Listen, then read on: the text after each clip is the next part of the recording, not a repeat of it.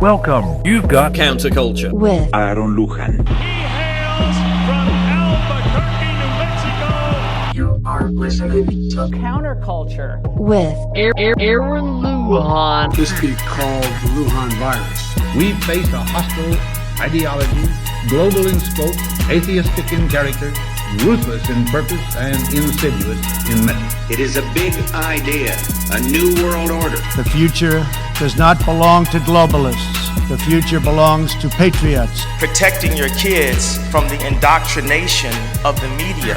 I call on every man and woman of goodwill all over America today to come back home. Come home, America. Welcome. Today is October 30th, 2020. You are listening to Counterculture. This is episode 67. Nude Biden photos with minor. Biden Gaffes Worsen and Philly riots. My top news story for the day is actually none of those headlines, because if you noticed yesterday, I had some severe technical difficulties. Everything absolutely collapsed. And I am attempting episode 67 today, #Ghetto Podcast. And I invested $16 in a webcam software to turn my phone into a webcam. So that's all it took, you guys, $16. Okay, bless my heart. Moving to the top story of October 30th is from CNBC.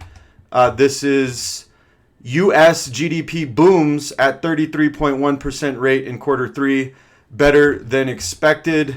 This is great news for the Trump campaign. Days before election, we have a huge surge in the economy because it's the economy stupid.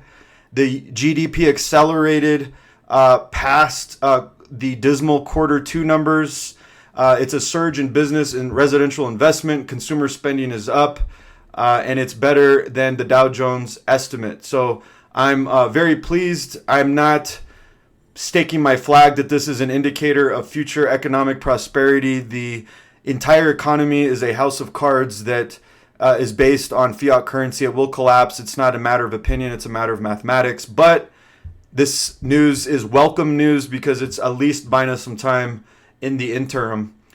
So congratulations, America. My big story, the story that was going to lead yesterday from the Gateway Pundit, Hunter Biden pictures of himself disrobed and exposed with certain minor. Joe Biden is lying. So yes, it gets worse. Photos of the vice president, presidential candidate's son with an underage girl, naked. Very disturbing. The photos are highly redacted. Video viewers can see the highly redacted photos. What it also does is it exposes Joe Biden for knowing about these crimes are being committed, because some of the revelations from the laptop are the actual text messages themselves showing exchanges between Hunter Biden's mother, Jill Biden, and his father, creepy Sleepy Joe, discussing how they're going to get their story straight and how they're going to shove it down the effing throat of the people accusing them of these things. So a couple of questions is this girl safe? The minor in question. Number two, what does it say about the Biden family? Because it's allegedly Hunter Biden's niece, his brother's daughter. Wow. What kind of incestual, satanic, corrupt activity is going on with the Biden family? So I have one question for all the orange man haters. Really? Incest, rape, lying, and the president just delivered a record-breaking Q3 economy in a COVID climate. This is very obvious to me. This is the easiest election probably in American history, even easier than the witch from 2016. So there you go. It's going to get worse, you guys. And of course, Adam Schiff, the ever insufferable head of the Democrat, I think it's the Intelligence Committee, accused this information of being disinfo from the Russians, of course. because it's always the Russians' fault. And bear with me here, video viewers. These accusations that it's disinfo was denied by Mark Zuckerberg and Jack Dorsey in the recent Senate appearance where they were discussing this issue at one point, and Mark Zuckerberg replied by saying that it was not Russian disinfo, but the reason that it was censored was because that it could have potentially been, so it was put on a hold. So we're just going to have to trust Mark Zuckerberg that he didn't down throttle the video. Jack Dorsey is accused of lying before Ted Cruz and the Senate and being perjured under oath because Ted Cruz asked Jack Dorsey, "Can I tweet the New York Post exclusive of Hunter Biden's laptop revelations?" And Jack Dorsey replied, "Yes, you can." Ted Cruz attempted to tweet the article and was denied. And therefore, on C-SPAN, it looks like Jack Dorsey may have perjured himself before the Senate, which is a federal felony, the head of Twitter. So what we do know is that we can't use the Russian disinfo crap. And we also know, based on a recent interview on Tucker Carlson Tonight, we have a former Ghetto podcast. We had Tony Bubulinski appear on Tucker Carlson, I believe it was yesterday or the day before. Tony Bubulinski is a former business partner of Hunter Biden and Joe Biden. Okay, he's a legit businessman. He served the country in a elite naval nuclear unit. He's done business around the world. I think this dude's on a yacht or has a yacht. So just to give you an idea, some context of who we're talking about here. And he essentially was working with the Bidens on some business. And when these revelations of Hunter Biden's laptop came out and Joe Biden emphatically stated that he was not aware of his son involved in any sort of international business, Mr. Bubulinski knew that that was a blatant lie, and he stated so on Tucker's show. He also stated that he came forward because he didn't want his name tarred, and he served his country valiantly, and didn't want to be accused of some sort of Russian asset. And all of this is very interesting because it shows a couple of things. It shows, number one, that Joe Biden is an absolute liar when he said he had no knowledge or was not involved in Hunter's business, when they have text messages and affidavits, etc., that state so. He's willing to testify before Congress. He has no reason necessarily, from what I could tell, to destroy the Bidens. It seems like the man is legitimately defending his honor and his name. And it also exposes that there was a quid pro quo, that Biden was using his position as vice president to enrich his family, which is absolute corruption, and then lied about it. So the interview is on Fox. It's on YouTube, so you guys can just go and check it out. It's pretty interesting. The article that before you have already covered, Jack Dorsey is a homeless man living in front of a 7-Eleven in San Jose, California. Just kidding. Wow, that quarantine beard. I want to get into a personal beard competition with Jack Dorsey because my quarantine beard was a lot more full, objectively speaking. It didn't have as much white hair. Granted, I'm not about to go to prison.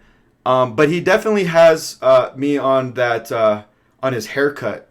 It's kind of like this Chronicles of Narnia look. I'm digging it, Jack. I see you, Jack. Federalist has an article out. How the Hunter Biden scandal has exposed the corporate press's corruption and condescension. And this is very interesting to me because it is essentially providing context to where we are in American history. Where we are in American history is that the establishment media, the corporate media, the alphabet soup networks, the newspapers of record have completely sacrificed their entire soul, their reputation, their position in the minds of the American people to assault Trump, to carry the flag of the left. and they're never going to recover from this.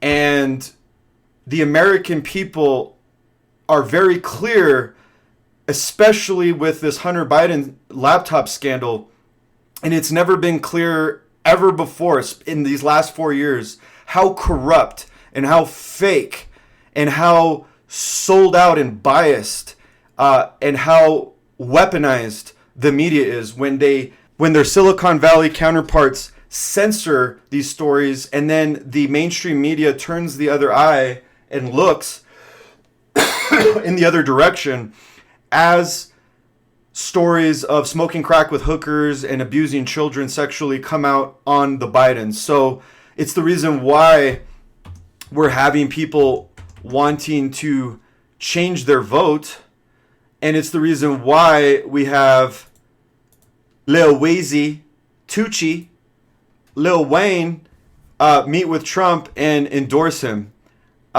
Apparently this is Rapper Week. We had Ice Cube back the Platinum Plan for Black Americans, and we just had Weezy say, just had a great meeting with @RealDonald Trump at POTUS. Besides what he's done so far with criminal reform, the Platinum Plan is going to give the community real ownership, Wayne said. He listened to what he had to say and assured he will and can get it done. You guys, the old order is falling before our eyes. This is an incredible time to be alive. The dam has broken. All of the efforts of the establishment and leftist media personalities, leftist cultural celebrities, all of that facade is now dissolving as these rappers and as these cultural icons with these millions of followers on social media are coming forward and saying Trump is our guy. And this is all happening days before the election. So just incredible times, you guys. It's the reason why I'm up here podcasting this, because it's just, I can't miss it. We cannot miss it. Shifting gears, the Revolver has an article out. This is shifting gears away from the Biden laptop scandal and moving towards the campaign trail. The Biden-Harris, or shall I say the Harris-Biden campaign, is a joke. We have Kamala Harris speaking before 10 people. You guys, I reach more people in my tiny little podcast than the vice president candidate of the United States, literally. And apparently the video is not going to work, but the video doesn't show a whole lot other than just a couple people. Yay! And her cackling. We'll call her the cackler. Western Journal definitely let a Freudian slip come out. Biden lets the truth slip, introduces himself as Kamala's running mate. You think I'm joking, don't you? And I hope you guys don't see the flickering on my screen, but again, we are Goddo Podcast. So isn't that creepy? He's just admitting that he's not really running for president. We live in upside down land. The Breitbart has an article out. Joe Biden refers to Doug Emhoff as Kamala's wife. The gaffes get more fun. Yeah, Kamala's wife. I want somebody to refer to me as Angie's wife, and they'll get knocked out. No, I'm just kidding. I'm not violent. Moving forward, the Federalist Papers: Supreme Court strikes down Dems' attempt to extend mail-in voting in key battleground states. So in Wisconsin, there was an effort to extend the deadline for the mail-in ballots to encourage more mail-ins. The Supreme Court shut it down. This is before the notorious ACB gets in the house. She in the house. She in the house. I'm excited about the notorious ACB. But even before she shows up in the house, we're still knocking down and we're still defending the Constitution and knocking down unconstitutional shenanigans and malarkey on behalf of the left. Speaking of the left and malarkey, the attacks of Donald Trump supporters, physical altercations and violent attacks have increased even beyond what we experienced in 2016. We have Fox News reporting, or actually tweets, not Fox News, but these are tweets. Breaking in Manhattan, anti-Trump protesters rip flags off vehicles, part of the Jews for Trump vehicle convoy. Throw red paint on vehicles, punch Trump supporters. So apparently it's cool to attack Jews as long as you're a leftist. That's totally fine. Could you imagine if pro-Trump, MAGA hat-wearing guys were attacking Jews out in the streets and punching, and the country would be on fire, you guys. I mean, it'd be Charlottesville every day. So let's break the programming, you guys. The tweets are there. The pictures are there. Use your brain. Stop being programmed. Fox News. By the way, timeout. I watched the Kanye Joe Rogan podcast yesterday, half of it. You guys need to see it. It's fire.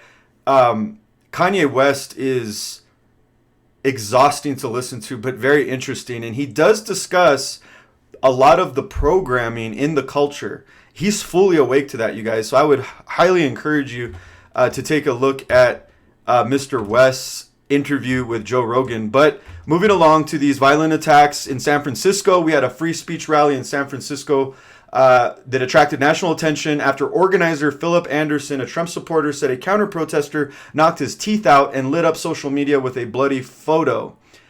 So they're just physically attacking people. You know, guys, I've heard that a lot of pro-Trumpers are removing their yard signs out of their yard because letters, I think in North Carolina, were being distributed that we're going to go after you and that you are being targeted. You're going to get doxxed. Fascinating times to live in. Shifting gears to World Net Daily. This is going to be juicy. Ballot chasers. James O'Keefe strikes again. Watch ballot chaser boast she got 55 G's to flip 5,000 votes for Biden. Absolutely riveting. Trump warned about this. It's right before your eyes, so there's no question anymore that there is voter fraud. They're trying to toss the election, which leads me to my next article. This is from the American Thinker, and this article gives us some insight into the future post-election 2020. There were two studies that were done. One called the 79 Days Report by the Claremont Institute and the Texas Policy Foundation. The other second report was Hold the Line, A Guide to Defending Democracy, which was produced by hardcore left researchers, organizers, and activists. And when you look at these two studies together, I agree with the American Thinker that it gives us a peek into what we can expect post-election. The 79 Days Report gives us a likely scenario of what to expect, which is that the election, unless it's a blowout by Trump or, of course, Biden, that's not going to happen. Looks like it could potentially be a blowout by Trump where he's going to get more electoral votes than he did in 2016. However, if the Democrats or if the country just surprises us and it becomes a statistical tie similar to the likes of 2000 between Gore and Bush, this is going to put us in a situation where we're going to have this go to recounts. The winner will not be announced on election night, and there's going to be intense court fights. That could lead up to the January 6th joint session of Congress, where there will be a lot of uncertainty. The transfer of power will be very questionable at that time, which leads us to the Hold the Line, A Guide to Defending Democracy report, which essentially is a battle cry to the left to encourage people to assemble into clusters, identify, quote, power holders that they want to, quote, influence, which would include police chiefs, mayors, city council members, members of the media, judges, people that are power brokers, and put the pressure on these people to push the election for Biden. And this reminds us of the 28 days of resistance in Tunisia. These tactics have already been employed in other places in the world. This reminds us of the pressure that was put on Egypt that ousted President Hosni Mubarak. So these tactics have all been done before. These studies are suggesting where we're going, and I would have to agree that all these things seem very likely. Shifting gears to coronavirus land. We have NBC reporting that Germany and France announced new lockdowns as coronavirus spikes in Europe. So if you were watching the other day, we had huge protests in London over this, far more than the United States, which is very disappointing. But nevertheless, people are standing up against the tyranny. Speaking of tyranny, Life News is reporting California governor bans Thanksgiving. Can only see your family for 2 hours and no singing. These guidelines are hilarious or they would be hilarious if it wasn't real. So I'm sorry, California. I would just go ahead and defy the hell out of these orders anyway. I don't know how they would enforce these things. I mean, granted, you're going to have like, Karen type neighbors who are going to look over the fence of your yard and maybe call the police, which is fine. But I just really don't understand how they're going to enforce these mandates. But here they are anyways. The Thanksgiving events must be held outside. So I hope it doesn't rain on Thanksgiving in California. Guests may use bathroom inside if sanitized. So wear a diaper or go pee in a bush if your darn bathroom isn't sanitized. Masks on while not eating. Thank you, Governor Newsom, for allowing me to not have to wear a mask while I eat. Because cloth and turkey do not mix. Singing is strongly discouraged. See, that I would have been very, very disappointed still living in California because I'm a incredibly good singer. I don't know if you guys knew that about me. I'm just joking, you guys. I think I'm arguably the worst singer, statistically speaking. Maximum of 2 hours together for Thanksgiving. So you cannot gather for more than 2 hours. And 6 feet mandated, gosh darn it, in all directions between all tables and otherwise. So there you go. Those are the Grinch that stole Thanksgiving. The Joker, Gavin Newsom, ladies and gentlemen. Incredible. Speaking of COVID and masks, doctors warn potential long-term side effects of mask wearing include shortness of breath, a weakened immune system, and chronic respiratory conditions. That's not even the most interesting part of the article because we've already covered this material. What's most interesting about it is the actual censorship that this article exposes, because this article originally appeared in Microsoft News, the homepage of all the baby boomers, because they never changed their default homepage. It was removed shortly after states began mandating mask wearing for essential workers. So apparently it was newsworthy up until the government decided to institute mandates. Very interesting. And of course, it covers the fact that that they never recommend true and tried natural remedies. They always want to push vaccines. They always want to push things that benefit the pharmaceutical industry, but never vitamin D, never healthy diets, or hydroxychloroquine. The WHO at one point said only healthy adults caring for coronavirus patients should be the only people wearing masks. But then they get contradicted by their American counterpart, the CDC, who says you need to wear masks, which is what's creating all this confusion. But again, the World Health Organization gets money from Gavi. Gavi is the Bill Gates vaccine initiative program that's already been caught killing kids in different continents. I think it was in Africa. All of this, you guys, just to understand, the masks are to condition us to become subservient to the state so that they can get their hands on our bodies. Ultimately, the end game is a vaccine, but it has to be insidious. It has to be gradual. The idea of the boiling water and the frog, you put a frog in boiling hot water, it's going to jump out. But if you gradually increase the temperature over time, the frog will boil to death because he's not able to see the change. So I just want, in case you didn't know, in case you didn't get the email, the masks are about the vaccines. And the medical autonomy groups have been really good at exposing that conspiracy. So join your local medical autonomy group, like all of the conservative soccer moms in Colorado Springs, man. These women are amazing to me. My wife is in all of their groups, and very different from California, you guys. I'm very grateful to be in Colorado. Moving along to Breitbart, let's look at Philadelphia destroy itself. These are looters pillaging Philadelphia Walmart, stealing big screen TVs. And I'm going to go to the videos. Remember when Suge Knight was at the MTV Music Awards dissing P. Diddy and Biggie? All up in the studios, all up in the videos. West Coast! Anyways, so there we go. This is America in 2020, you guys. I haven't gotten any apology emails from my friends in the mid-2000s who called me a conspiracy theorist when I told them that America was being destroyed by design and that one day there would be mass unrest in the streets and military in the streets and election fraud and unrest. And yeah, it disturbed their equilibrium.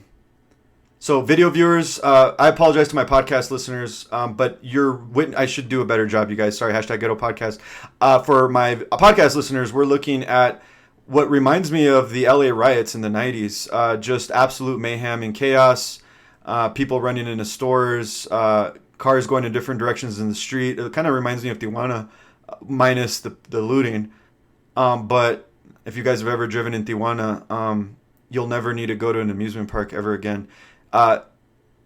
Let's go ahead and switch to another video. This is actually, I think, at Target. Look at Target, dude. They blocked the store with shopping baskets, and they got cops at the doors, and they boarded up the windows. So I think Target learned their lesson, because I think Target was one of the places that got attacked last time. I forget what city it was, but there you go, you guys. Philly is absolutely on fire. Pray for the people of brotherly love. But of course, one of the reasons this is happening is they have abject failure in their leadership. Yes, peaceful protest, of course. Good news, we are at the end. Newsmax, new border wall in Arizona stopping smugglers. So the wall did work. I was wrong. I didn't think the wall was going to work. It is working. Just recently, we had the head of the Border Patrol there, I believe, in Yuma. Oops, did I just close it down? Sorry, video viewers. I think I just deleted it. Washington Examiner noted that over the last 3 years, crews have constructed 90 miles of border wall, nearly 40 miles of parallel back wall in the Yuma border region.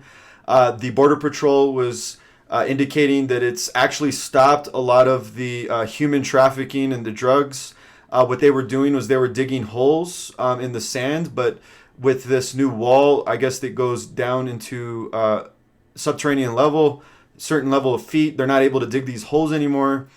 Just recently, these walls contributed to the apprehension of 10 Chinese citizens, 30,000 fentanyl pills, and 350 pounds of methamphetamine in the United States. You guys, that's one hell of a party. Can you imagine partying with 10 chinos, 30,000 fentanyl pills, and 350 pounds of methamphetamine? Call your wife. You're coming home late. That's all I got for the day, you guys. This was episode 67, top news for October 28, 2020. Nude Biden, photos with minor, Biden, Gaffes Worsen, and Philly riots. Everything's at aaronlujan.com.